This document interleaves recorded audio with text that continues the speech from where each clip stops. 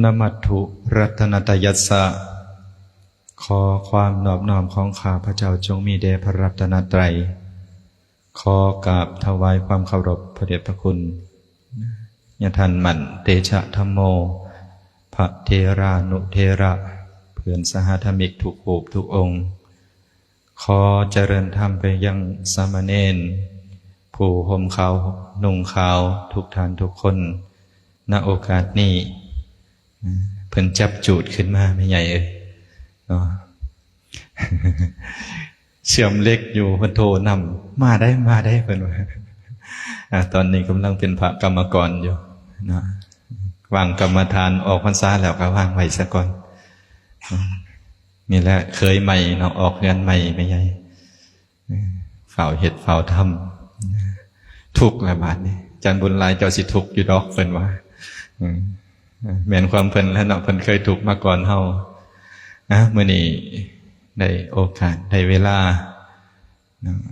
ในการฟังธรรมหมู่เฮาเจ้าค่อยก็ได้ฟังกันอยู่ประจำแอบเบิ่งซ้อมเบิ่งเพิ่นอยู่ได้แต่อนุโมทนานำเพิ่นได้มีญาติโยมผู้ใฝ่ศีลใฝ่ธรรมผู้ใฝ่ในคุณงามความดีมาประพฤติมาปฏิบัติธรรมย่างจงกรมนั่งสมาธิตลอดไตรมาสน่าชื่นชมอนุโมทนานำเพิ่นเนาะมีใหญ่บ่นบก็ได้ไม่ออกเนาะนั่งตามอัธยาศัยสบายขอแต่บ่เฮาบ่จาบ่รบกวนการฟังธรรมของบุคคลอื่นเป็นอันใส่ได้นั่งสบายเอามือไว้วางบนตักก็ได้มีแต่ผู้ประพฤติปฏิบัติอยู่แล้วนะเข้าใจง่ายอยู่ดอกนะหรือจะเอาเสียงเป็นอารมณ์ก็ได้นะทุกสิ่งทุกอย่างที่มันเกิดขึ้นมาเนี่ยนะล้วนแล้วก็เกิดขึ้นมาพร้อมชีวิตของเฮาเนี่ยนะมันก็กระทบไปเนาะกำหนดเสียงก็ดีเอียงก็ดีความทุกข์เกิดมาทุกขชาติปุณะปุนังการเกิดทุกชาติเป็นทุกชาติบูเฮาเจ้าข่อยเล่าท่านทั้งหลายเนี่ยนะเป็นผู้โชคดีใด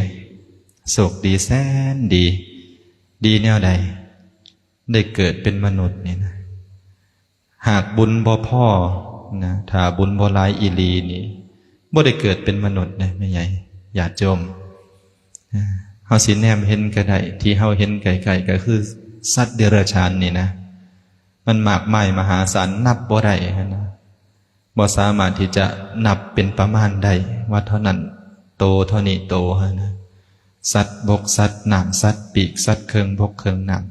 ำมากมายมหาศาลนะบ่ร่วมได้ภพภูมิที่ต่ำไปกว่าหันจะเป็นเปรตเป็นอสุรกายหรือสัตว์นรกยิ่งแออัดยัดเยียดอยู่ในนรกนะย้อนบ่มีบุญนะจังบ่ได้เกิดมาเป็นมนุษย์บางคนมีบุญอยู่แต่บุญบ่พอมาเนี่ยเป็นจังได๋มาเนี่ยเกิดมากับเป็นคนบ้าใบเสียจิตวิตทานเป็นบุคคลที่พิการในอวัยวะต่างๆดีขึ้นมาแน่มีบุญหลายขึ้นมาแน่เป็นผู้สมบูรณ์บริบูรณ์อยู่แต่บ่ได้พบพ่อพระพุทธศาสนาบ่ได้พบคำสอนอันเป็นหลักธรรมคำสอนของพระสัมมาสัมพุทธเจ้าเกิดในประเทศที่บ่สมควรปานใดห่างไกลจากศีลธรรมบางครั้งบางที่ก็ไปเกิดในประเทศที่ทุกข์พิกภัย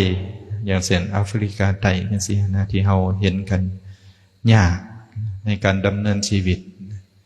มันยากแสนยากบ่ได้พบพระพุทธศาสนาแล้วก็ยังสามารถสร้างคุณงามความดีได้อยู่นะแต่ก็บุญที่เขาสร้างนั้น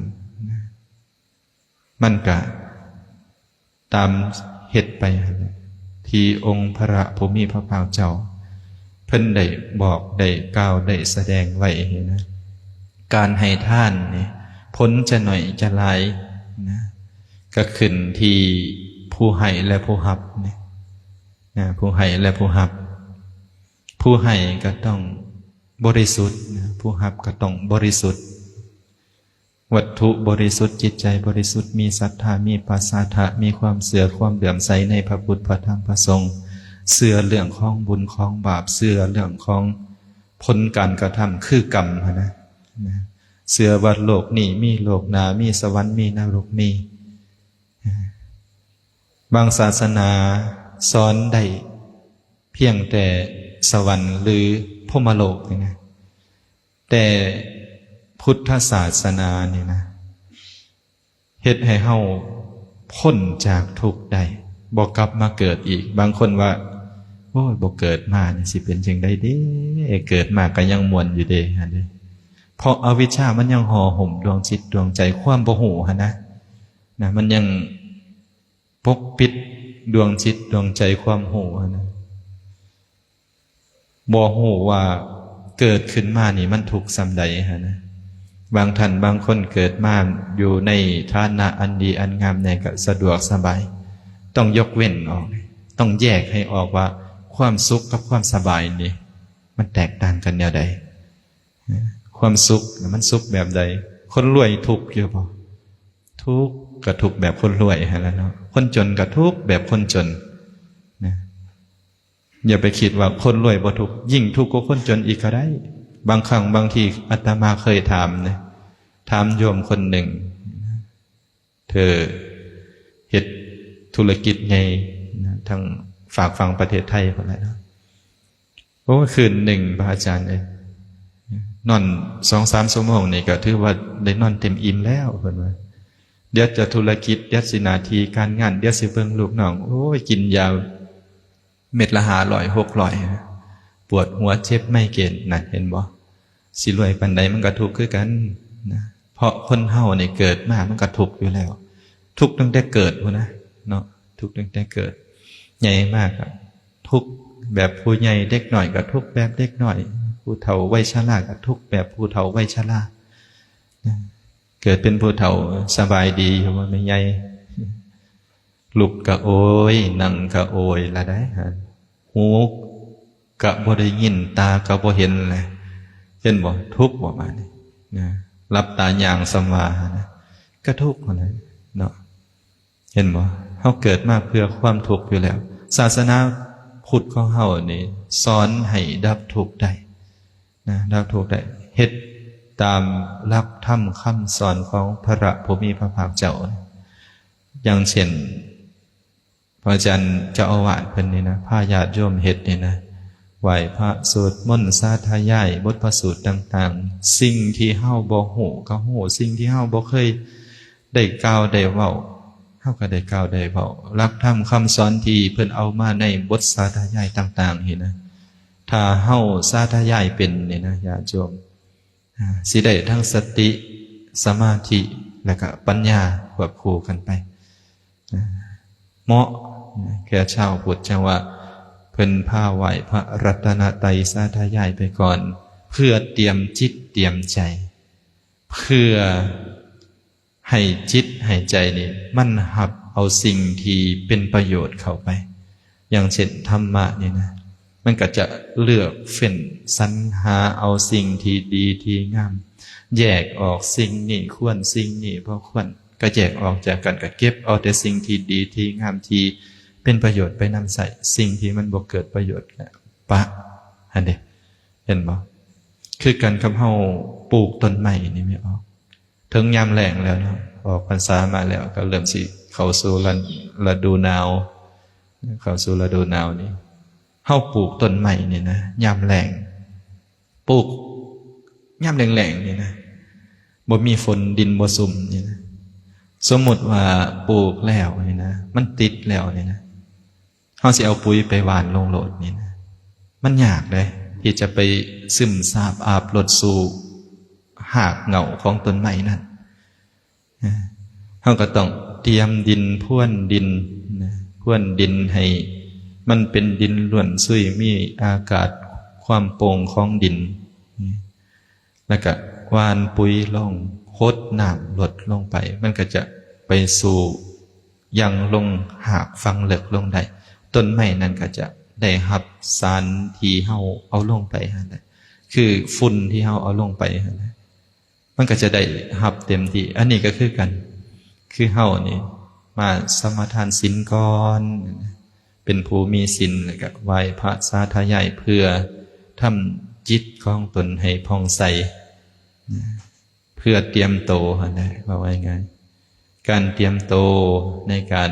เฮ็ดให้ดวงจิตดวงใจนี่ให้มันเกิดกุศลผลบุญอันยิ่งใหญ่เมื่อไหว้พระสวดมนต์แล้วนี่สินะครูบาอาจารย์เพิ่นก็กล่าวสิ่งละอันพันละหน่อยให้ฟัง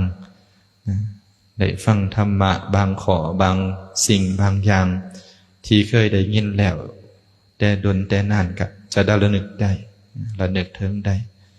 สิ่งที่บ่เคยได้ยินได้ฟังเฮาก็จะได้ยินได้ฟังได้ฮู้ว่าพระผู้มีพระภาคเจ้าเพิ่นได้บอกแนวใดได้กล่าวแนวใดได้สอนแนวใดเป็นบุญอันปราศจากบาปปาปธรรมต่างๆเนี่ยหมู่เฮาเจ้าข่อยเป็นผู้ที่ค้นคว้าในคุณงามความดีในบุญในกุศลอิลีบางหม่องบางบอนอาจจะมีมหรสพครบงั้นเนาะเอาสิ่งที่เป็นอบายยมุกนี่นะมาเลี้ยงมาเกลือกันมามอมเมากันสิ่งมึนเมาต่างๆคันบ่เฮ็ดผัดมันสิบ่เป็นบุญว่าได้หั่นเนาะบุญมันต้องม่วนต้องมีความสุขแต่บ่ฮู้ว่าความสุขของบุญนั้นเป็นแบบใด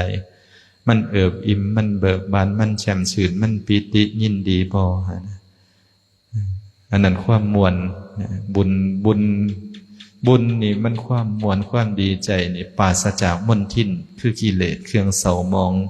ที่มักที่บดบังดวงจิตดวงใจนี่กิเลสคือเครื่องเศร้ามองที่เกาะกินในดวงใจ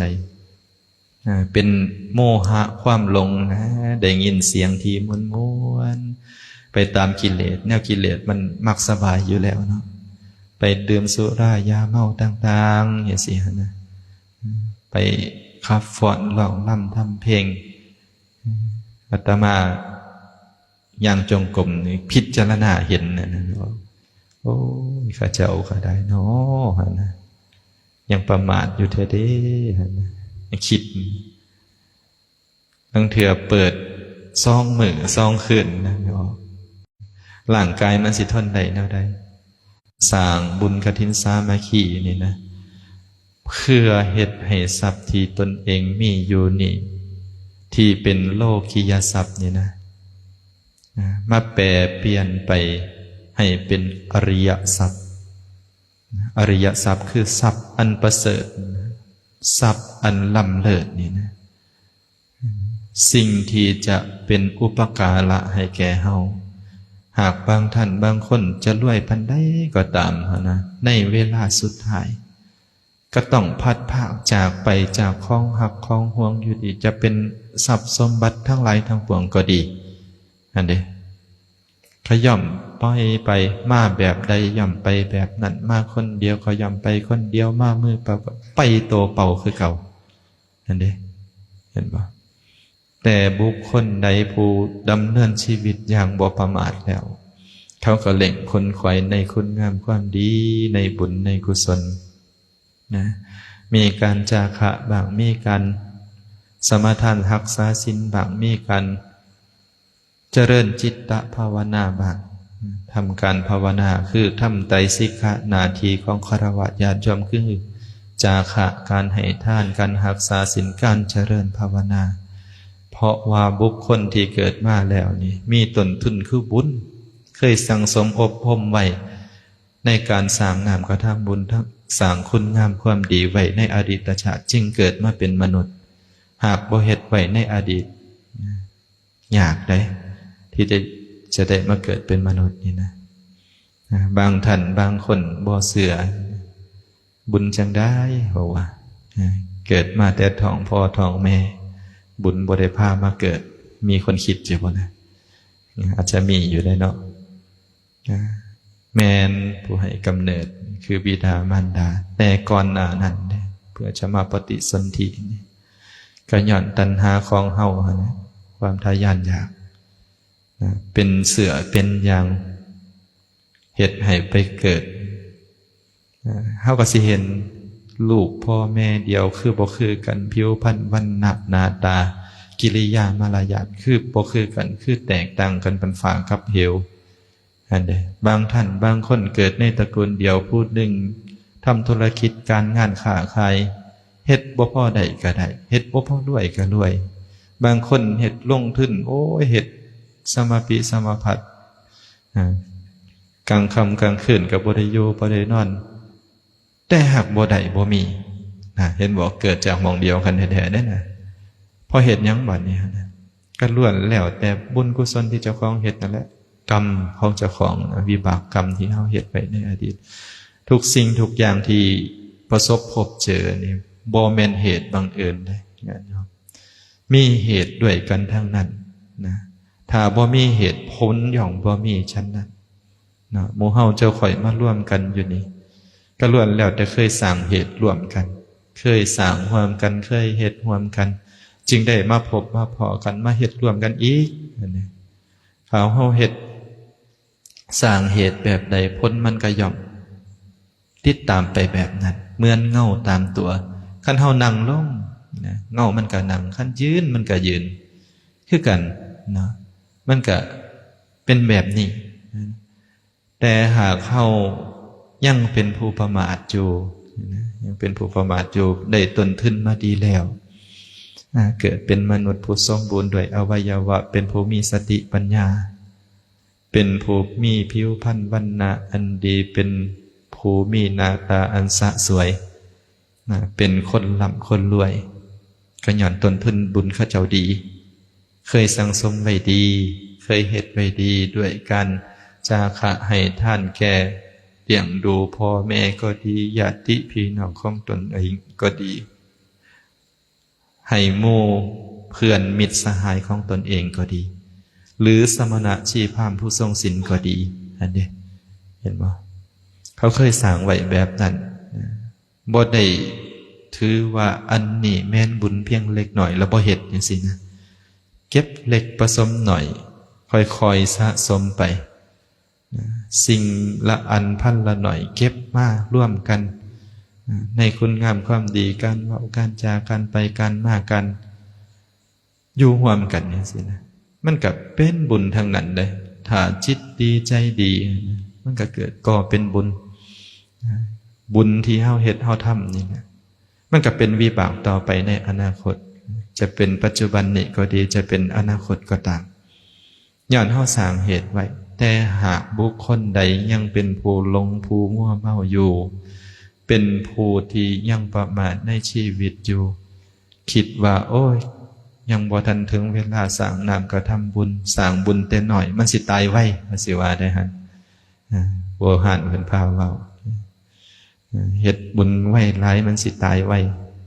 บางท่านบางคนนักๆไปเฮ็ดบุญกฐินหลายเทื่อตายไว้เด้อว่าตายก็ตายหย่อนบุญให้มันตายโลดเนาะสิเป็นอีหยังเฮาเตรียมโตก่อนตายเตรียมกายก่อนแต่งเตรียมน้ำก่อนแลกเตรียมแบ่งก่อนไปเตรียมใจก่อนสุขเฮาเตรียมโตไว้ให้มันพร้อมแล้วให้นะมันก็จะสบายในภายภาคหน้าเฮาหูอยู่แล้วว่าบุคคลในโลกนี่ที่เกิดมาเป็นมนุษย์ก็ตามจะเป็นสัตว์เราอื่นก็ตามจะเป็นเทวดาอีหยังก็แล้วแต่เมื่อมีเกิดย่อมมีดับนะเมื่อเกิดขึ้นมันก็ตั้งอยู่เพียงชั่วครู่ชั่วคราวแล้วก็ดับเสื่อมสลายไปเป็นตามธรรมดาเป็นอนิจจังทุกขังอนัตตาของมันเองอยู่แล้วนะเฮาหูอยู่แล้วว่ามื้อใดมื้อหนึ่งนี่เฮาจะต้องตายถ้าเฮาตายไปแล้วนี่เฮาสิไปอยู่ไสต้องเลือกมองอยู่ของเจ้าของให้ได้นะเฮาสิไปสู่ภพภูมิอันทุกข์ยากหรือเฮาสิไปสู่ภพภูมิอันดีอันงามเฮาก็ต้องเตรียมโตก่อนไว้เตรียมไว้ก่อนยังมีนี่แหละเฮายังมีชีวิตอยู่นี่หากตายไปแล้วเฮาสิสามารถเฮ็ดได้บ่ได้เด้อย่าโยมตอนเฮายังมีชีวิตอยู่นี่เฝ้าเฮ็ดเอาเฝ้าเก็บเกี่ยวเอานะสร้างน้ำก็ทำบุญให้มันสม่ำเสมอบ่จำเป็นต้องให้หลายแต่ให้เนื่องนิดนะ ให้มันเป็นอุปนิสัยให้มันระนึกเห็นบ่อยๆให้มันระนึกเห็นง่ายๆนี่นะนี่อย่างเช่นเฮ็ดบุญหน้าบ้านเฮ็ดบุญในบ้านเฮ็ดบุญนอกบ้านนี่นะเห็นภิกขุเจ้าเราพระสงฆ์องค์สามเณรออกจาริกภิกขาจารย์บิณฑบาตออกมาหน้าบ้านตักบาตรใส่บาตรมาให้ท่านทำอุทิศให้แก่ผู้ที่เป็นเจ้าบุญนายคุณเจ้ากรรมนายเวรสินะให้แก่ตนเองเสริมสร้างบุญญาราศีบารมีให้มีในตัวใส่บาตรให้เจ้าเลี้ยงด้วยกายด้วยวาจาด้วยใจเลี้ยงพ่อเลี้ยงแม่สำนันแหละบุญมันก็เกิดขึ้นอยู่แล้วมีโอกาสมีเวลาเมื่อได้ว่างเมื่อได้ที่พ่อมีเวลาได้ยินข่าวบุญทางใดก็ไปร่วมคือหมู่เฮาเจ้าข่อยมานี่นะทางวัดป่าเจริญธรรมทำบาตรเด้อมีบุญกฐินเพิ่นฉลองด้วยการแสดงธรรมฟังธรรมกันเฮามีโอกาสเพียงเล็กหน่อยเฮาก็มากระซำเวลาเฮามีพ่อเสียสละจาคะมาได้นะมาได้ฟังเล็กหน่อยก็ยังดีกว่าบ่ได้ฟังบางครั้งบางที่ได้ฟังเพียงเล็กหน่อยแต่จื้อแต่เข้าใจนะมันเข้าใจฟังเลิกอยู่ในจิตในใจมันระลึกเห็นอยู่บ่อยๆว่าโอ้ยาคูเพิ่นเคยเว้านั่นนั่นได้หั่นเพิ่นเอาคำพระผู้มีพระภาคมากล่าวไว้ในนั้นพระพุทธเจ้าเพิ่นทรงให้ว่าแนวใดให้เฮ็ดแนวใดจังซี่นะสิ่งใดที่ควรเสพสิ่งใดที่บ่ควรเสพสิ่งใดที่ควรเฮ็ดสิ่งใดที่บ่ควรเฮ็ดนะคืออกุศลทั้งหลายเฮาก็หลีกเว้นคือพระผู้มีพระภาคเจ้าเพิ่นก็บอกไว้นะละสัวทำดีสร้างคุณงามความดีให้มีในตนให้มีในจิตไว้ให้จิตใจมันผ่องใสอยู่ด้วยบุญด้วยกุศลด้วยความเยือกเย็นแห่งศีลแห่งธรรมนั่นแหละมันจะเป็นอุปการะอันหาประมาณบ่ได้ให้เฮาในสัมปรายภพในอนาคตเมื่อเฮาละจากอัตภาพอันเป็นมนุษย์นี้นะอย่างหน่อยๆหากเฮายังบ่ได้ถึงขันธ์เพิ่นว่าอย่างเช่นอริยมรรคอริยผลจนว่าเบิดกิเลสแล้วหั่นนะเบิดทุกข์ดับกองทุกข์ทั้งหลายทั้งปวงลงได้แต่อย่างหน่อยๆเฮาก็สร้างอยู่บ่อยๆเฮ็ดอยู่ประจำนี่สิฮะนะการเดินทางในวัฏฏะนี่มันก็ต้องอาศัยเสบียงคือกันนะคือกับเฮาไปทางอื่นทางไกลนะเฮาสิไปทางใต้สิไปทางอย่างหน่อยๆเฮาก็ต้องเตรียมโตวไว้ก่อนต้องมีเสบียงอย่างหน่อยๆก็ต้องมีเงินมีวัตถุอีหยังต่างๆที่จะเอื้ออำนวยในการเดินทางไปหั่นแหละอันนี้คือกันเฮาจะเดินทางในสังสารวัฏนี้นะถ้าก็ย่อมมีเสบียงของเฮาก็คือบุญนี่แหละสิ่งที่จะติดตามไปในสังสารวัฏได้นี่มีสองอย่างเท่านั้นมีแต่บาปกับบุญสิ่งที่จะพาเฮาไปในภพภูมิอันต่ำนะอันทุกข์อันยากกับบาปนะสิ่งที่จะเป็นเสบียงให้เฮาไปในภพภูมิที่สูงที่ดีที่งามที่มีความสุขก็เพราะเหตุแห่งบุญเฮาฮู้แบบนี้แล้วเฮาสิไปทางที่ต่ำที่มีความทุกข์หรือจะไปทางที่สูงที่มีความสุขเฮาก็เลือกเลือกเอาจะไปแบบใดภพภูมิก็เลือกมองอยู่ของเจ้าของใดเฮาก็จะเริ่มด้วยกุศลด้วยกายด้วยวาจาด้วยใจบุญวัตถุกิริยาทั้ง3ประการนี้นะอันเป็นหลักๆนะเป็นหลักๆคือการจาคะในเบื้องต้นการสมาทานศีลรักษาศีลมีศีลอันเป็นนิจอย่างเส้นหามีโอกาสก็สมาทานศีล8อันเด้บุญที่สูงขึ้นไปก็คือการเจริญจิตตภาวนาเฮ็ดจิตใจของตนนี่ให้บริสุทธิ์นั่นแหละสิ่งที่จะเฮ็ดให้เฮาไปสู่ภพภูมิอันดีอันงามอันเจริญอันมีความสุขก็ล้วนแล้วแต่ว่าขึ้นที่โตเฮานี่แหละเฮ็ดเอาทำเอาอยากจะได้แบบใดทุกสิ่งทุกอย่างมันมีพร้อมอยู่ในโต ระเดชพระคุณหลวงพ่อพระราชปริยัติยากรกล่าวไว้ถ้ามาฟังธรรมะของเพิ่นบุคคลนี่ล้วนแสวงหากระย่อนกายของเฮานี้คนผู้มีปัญญาก็สามารถหาทรัพย์ในโตของเฮานี้ได้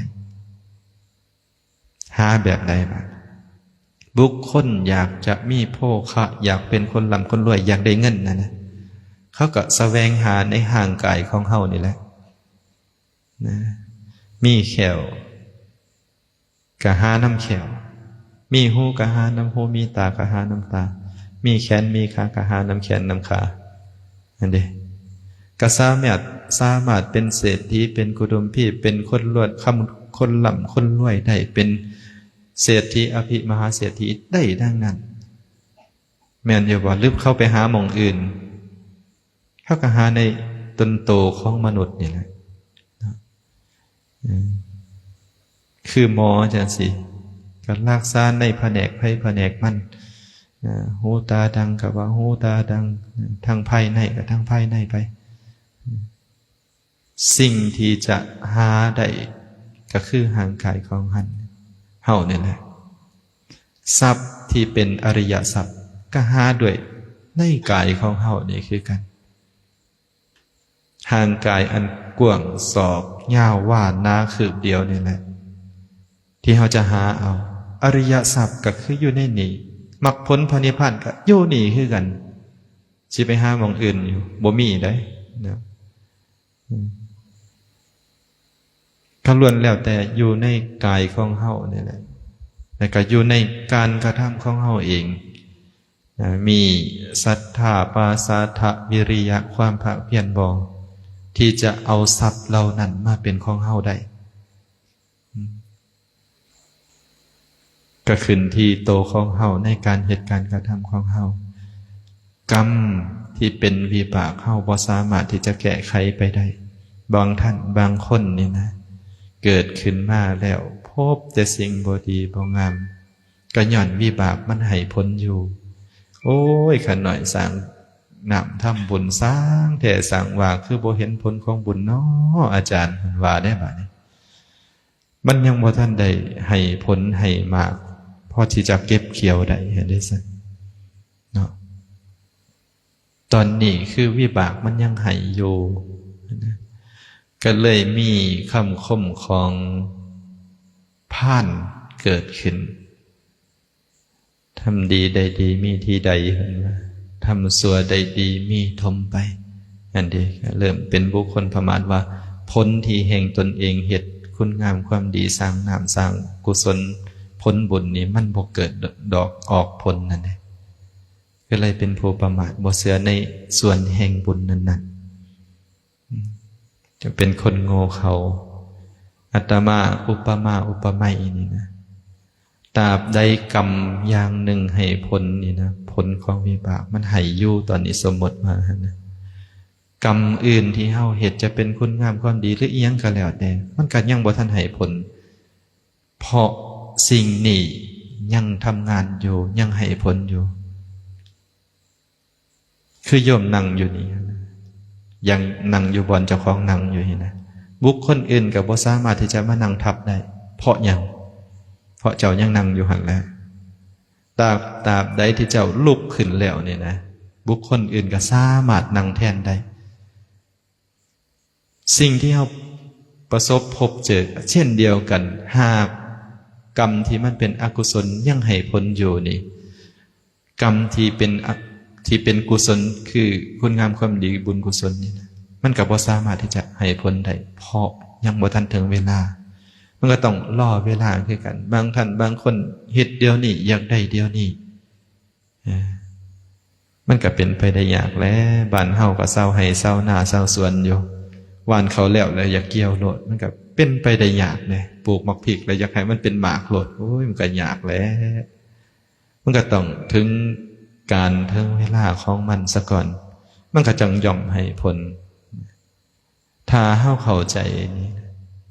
ความทุกข์ที่ได้รับนี่มันจะคอยเจือจางลงไปย้อนการศึกษาทำความเข้าใจในสิ่งที่มันเกิดขึ้นนี่แหละ สิ่งที่เป็นอยู่เดียวนี้คือปัจจุบันนี่นะ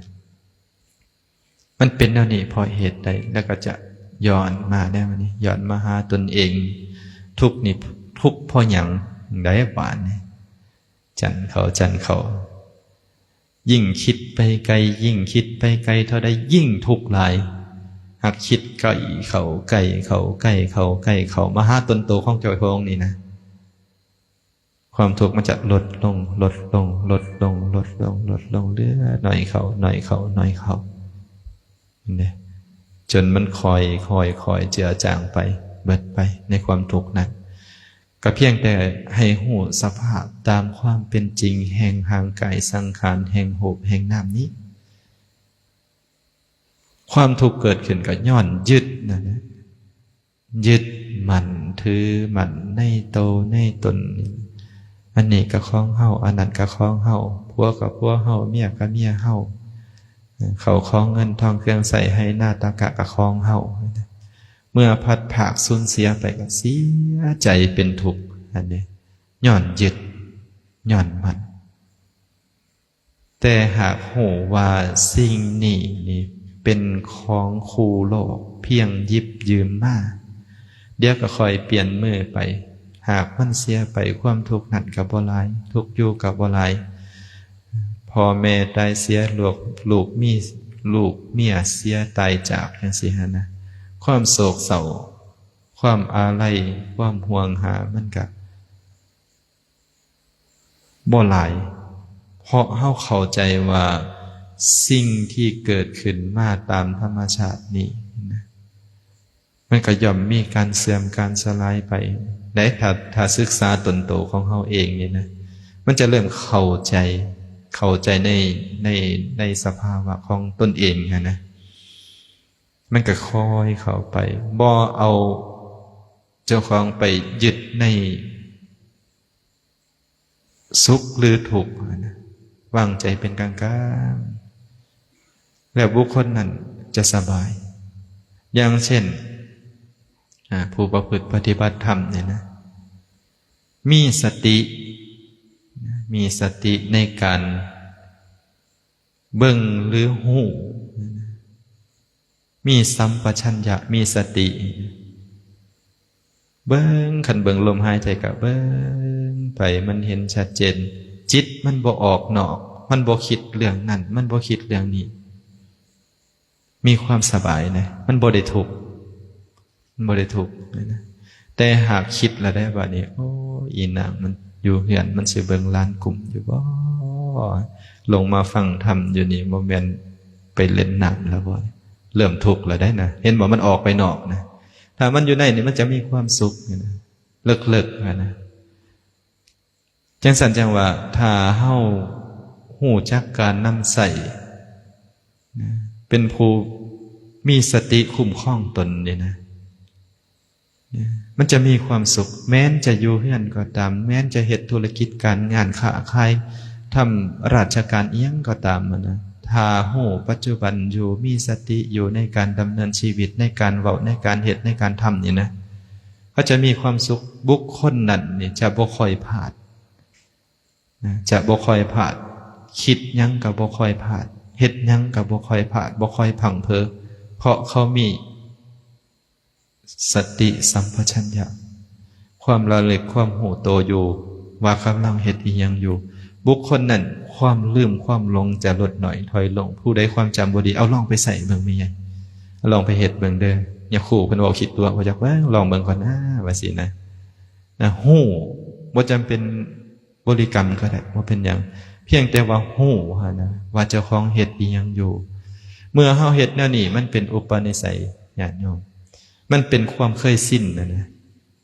อย่างเช่นเฮาเคยเฮ็ดสิ่งใดสิ่งหนึ่งอยู่ประจำคันบ่ได้เฮ็ดนี่มันคือขาดอย่างใดอย่างหนึ่งไปนี่ถ้าเฮาเฮ็ดแบบนี้มันมีความเคยชิน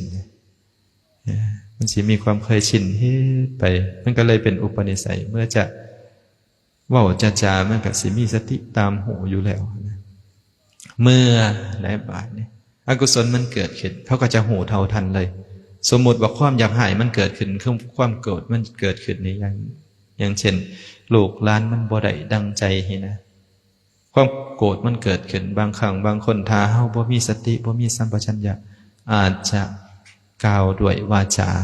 อย่างบ่ดีบ่งามคำชั่วหยาบทั้งหลายนะอาจจะเป็นคำปล่อยคำด่าคำหายคำที่บ่ดีนั่นแหละเกิดขึ้นทันทีได้แต่หากเข้าเฮ็ดให้มันเป็นอุปนิสัยมีสติอยู่ความโกรธเกิดขึ้นมันหายแล้วมันสิดับลงไปโอ้มันอยากหายตัวนี่อันเด้มันก็สิหยุดอย่างช่างใจได้นักเขาบุคคลเป็นโทสะจริตจังซี่หั่นนะเมื่อ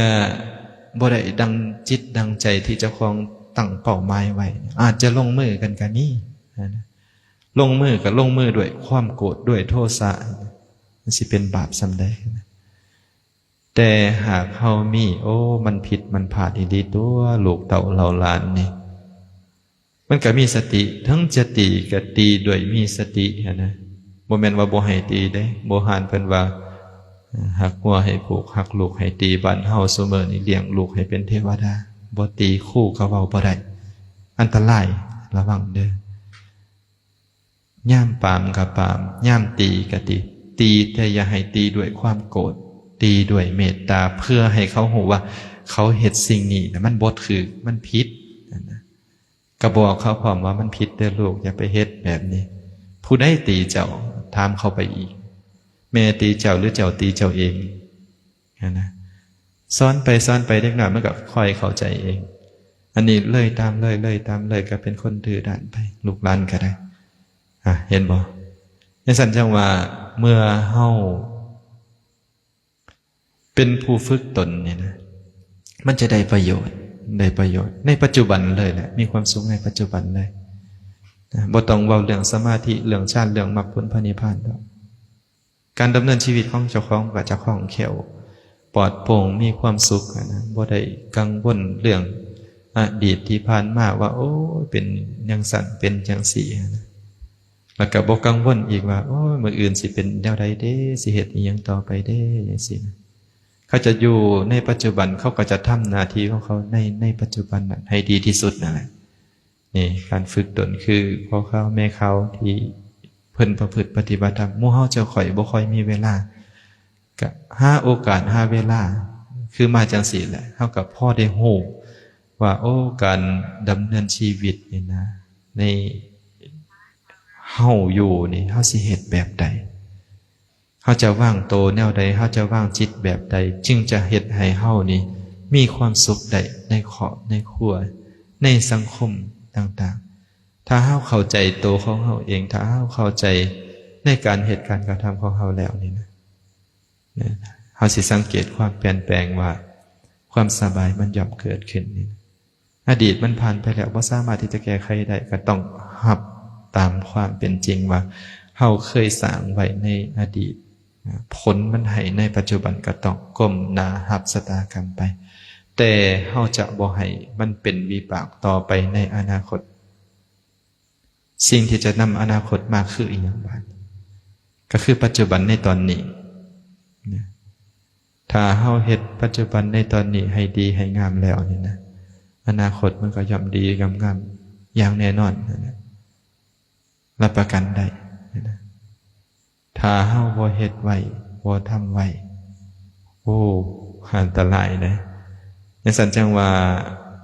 พระผู้มีพระภาคเจ้าให้สั่งสมบูรณ์นะในโอวาทปาติโมกข์นี่นะเพิ่นยกไว้อยู่ละ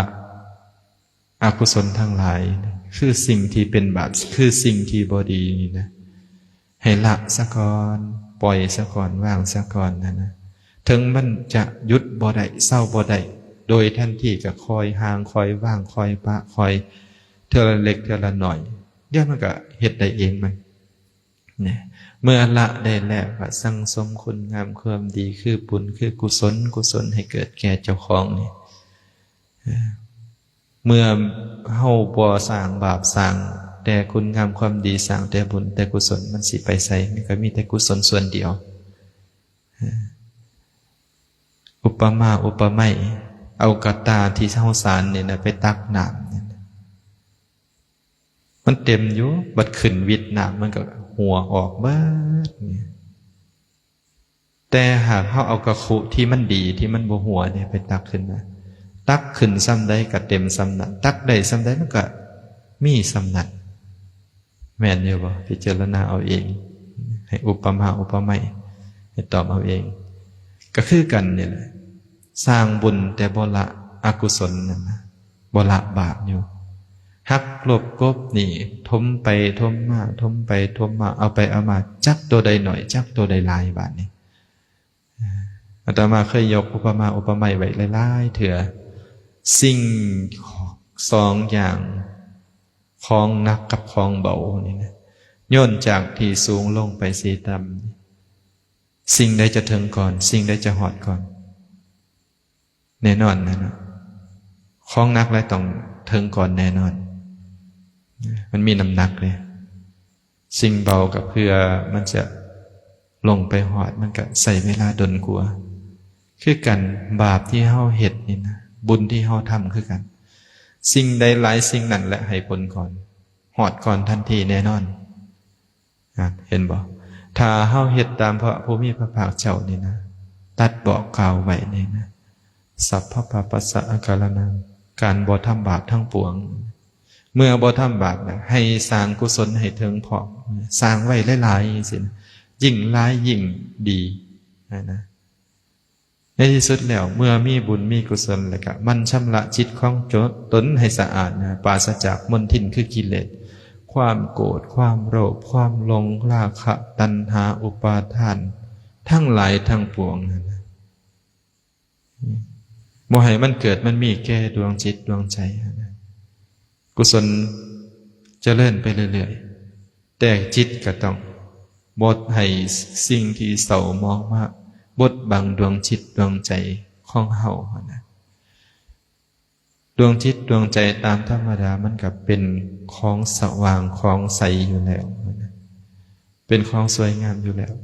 แต่มันมีสิ่งที่มาบดมาบังมาเขือบมาปกห่มดวงจิตดวงใจนั่นก็เลยเศร้ามองไปนะอับเฉาไปก็คือกิเลสนี่นะความโลภก็ดีความโกรธก็ดีราคะตัณหาอีหยังต่างๆนี่นะที่เป็นอกุศลกรรมทั้งหลายนี่ที่เป็นอกุศลเกิดขึ้นนี่นะมาบดบังดวงจิตนั่นก็เลยเศร้ามองด้วยกิเลสทั้งหลายทั้งปวงนี่แหละนะดวงจันทร์ขึ้นวันเพ็ญนี่สินะวันศีลเพ่งนี่สินะเดือนเต็มดวงแจ้งสว่างสดใสแจ้งทั่วไปแต่หากมีหมอกมีเมฆมาบดบังหรือควันมาบดบังแสงนั่นก็ย่อมอับเฉาสันใดก็สันนั้นดวงจิตดวงใจของเฮาก็คือกันเมื่อมีกิเลสตัณหามาบดบังแล้วดวงจิตนั่นก็ย่อมเศร้ามองเมื่อเฮาหูเหตุแห่งจิตเศร้ามองแล้วเฮาก็ศึกษาเอาว่าเฮาจะเฮ็ดแบบใดความโกรธเกิดขึ้นก็ต้องให้ฮู้จะระงับความโกรธสิเอาหยังมาระงับได้ก็ความบ่ผูกโกรธนะเป็นผู้มีเมตตามีความเอื้อเฟื้อเผื่อแผ่นะความโกรธมันก็จะคอยลดลงนะอาตมานี่พูดหนึ่งโทสะจริตความอยากหายเป็นที่หนึ่งคันใดสั่งไผนี่หมายว่าคันบ่ได้เผากันคือสิบ่แล้วเมื่อเฮาศึกษาหลักธรรมคำสอนแล้วประกอบควบคู่กันครับการเหตุการณ์การทำการลงมือปฏิบัติของจริงนะด้วยสติสัมปชัญญะมันก็ลดหน่อยถอยลงอีดีเลยแต่บ่ถึงกับเบิดดอกแต่มันก็บ่เผาดวงจิตดวงใจของเฮาให้มันร้อนนะไฟคือโทสะไฟคือราคะไฟคือโทสะพระพุทธเจ้าบอก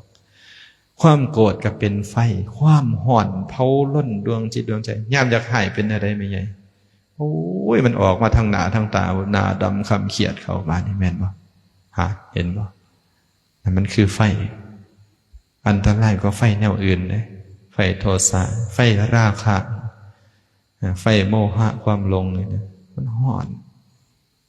ห้นดวงจิตดวงใจเจ้าของนี่แหละมันเผาใหม่เห็นบ่มันสัญญาว่าเฮาสิเฮ็ดแบบใดเฮาก็ต้องไปศึกษา ศึกษาด้วยการฟังก็ดีนะการฟังการอ่านการที่เฮาเอาตนเข้าไปศึกษาเนี่ยเฮาจึงจะฮู้ว่าเฮาจะเฮ็ดแบบใดมีวิธีการแบบใดแก้แบบนี้นะความโกรธเกิดขึ้นราคะมันเกิดขึ้นสิเอาแบบใดมาแก้มาประหารมันให้มันอ่อนกำลังลงนั่นเด้เห็นบ่อย่างราคะก็เอาอสุภะของบ่ดีบ่งามคนเฮาที่เกิดมาก็เหมือนทงอุจจาระเคลื่อนที่นี่แหละแม่นหรือบ่แม่นไม่ออกบ้าขะหน่อยงามอยู่ได้ผิวก็ขาวอยู่โหเนาะขาวจังได๋บ่อาบน้ำจัก3มื้อเบิ่งแหน่เจ้าสิอยู่ไกลกันได้บ่บ่งุมดังไว้เพิ่นบ่หั่นเห็นบ่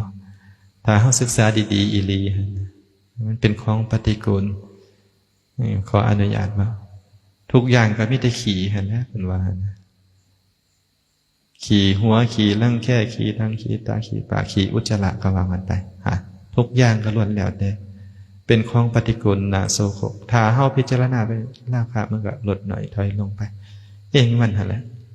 ก็ต้องอาศัยศึกษาซะก่อนเมื่อเฮาฮู้แล้วเฮาได้ฟังได้ยินหรือได้อ่านในตำรับตำราอย่างเช่นพระไตรปิฎกที่องค์พระผู้มีพระภาคเจ้าเพิ่นได้ทรงแสดงไว้แจ่มแจ้งแล้วนี่นะเฮาก็เอามาพิจารณาใครควรติตองซะก่อนนะเมื่อมันเกิดประโยชน์แล้วเนี่ยนะถ้าพิจารณาดีแล้วใส่โยนิโสมนสิการ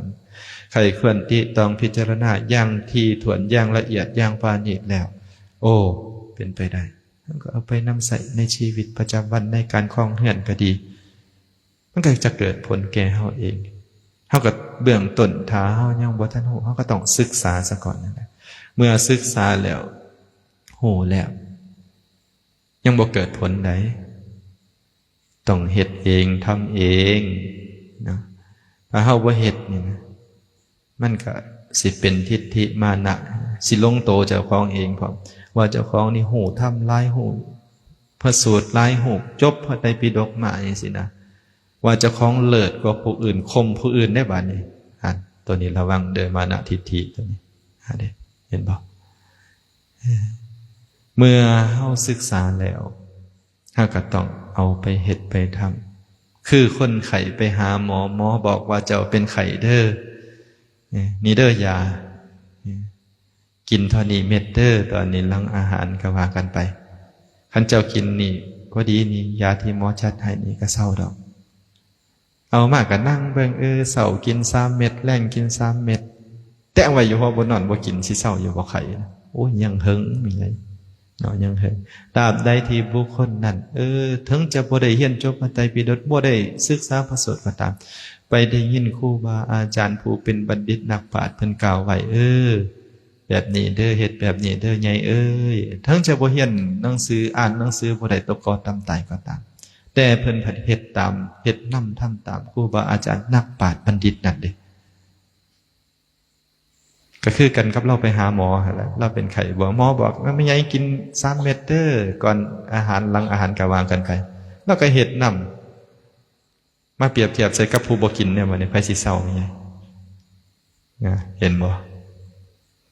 กับผู้กินยาตามหมอสั่งหั่นแหละครูที่หูอ่านหนังสือเก่งจบปริญญาจักแม่นจักฉบับก็ตามได้แต่อ่านบ่กินก็บ่เศร้าดีบ่ดีกันเรียบร้อยมรณะเห็นบ่สิ่งที่เฮามาศึกษามาให้มันได้ประโยชน์ก็คือวิธีแนวทางที่ครูบาอาจารย์เพิ่นเอาหลักธรรมคำสอนของพระผู้มีพระภาคเจ้ามาบอกมากล่าวมาสอนวิธีคล้องเฮือนวิธีการเฮ็ดหยังก็แล้วแต่พระพุทธเจ้าเพิ่นทรงบอกไว้เบิดทุกสิ่งทุกอย่างการคล้องครูก็ดีการคล้องเฮือนก็ดีจะเป็นสมณะชีพราหมณ์ที่เขามาบวชเป็นบรรพชิตจะเป็นเจ้าหัวเจ้าหน่อยก็แล้วแต่เพิ่นก็สอนเบิดธรรมะของพระพุทธเจ้านี่เรียบไปเรื่อยๆนะบ่สั้นบ่ลึกบ่เป็นเหวเปรียบเหมือนหาดทรายแล้วก็ย้ายค่อยเนินมหาสมุทรนั้นจะบ่สั้นนะค่อยไปมันก็ตามลำดับขันไป ตั้งแต่ผู้ระดับอินทรีย์บารมีสัมมิปัญญาสัมมิเป็นก็เอาสัมมิก็สูงขึ้นไปสูงขึ้นไปสูงขึ้นไปจนกว่าสามารถที่จะอินทรีย์บารมีของผู้นั้นสมบูรณ์เพียบพร้อมแล้วสามารถบรรลุมรรคผลพระนิพพานได้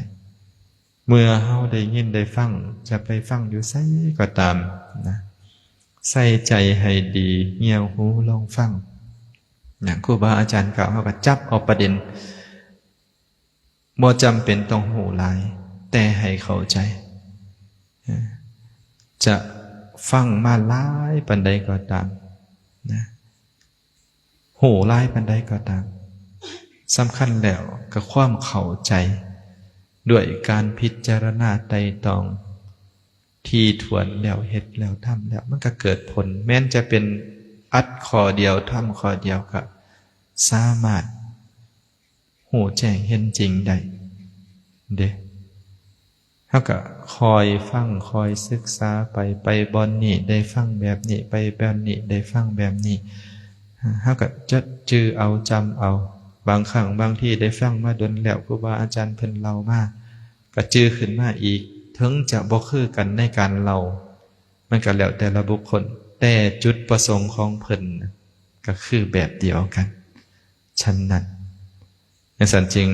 ให้ญาติโยมเฮาทานทั้งหลายนี่จงอย่าเป็นผู้ประมาทในชีวิตเมื่อมีบุญมาแล้วก็ให้สร้างสมคุณงามความดีสร้างบุญสร้างบารมี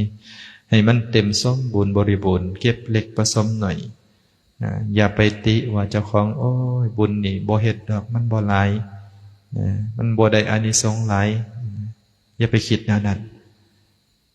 น้ำในห้วยในหนองในบึงน้ำซี่ก็ตามนะก็ล้วนแล้วแต่เกิดมาจากฝนเทอระเม็ดนั่นแหละรวมกันเขาเป็นหาหน่อยบางหาใหญ่บางก็สามารถหดท่วมพันเฮือนได้บ่ได้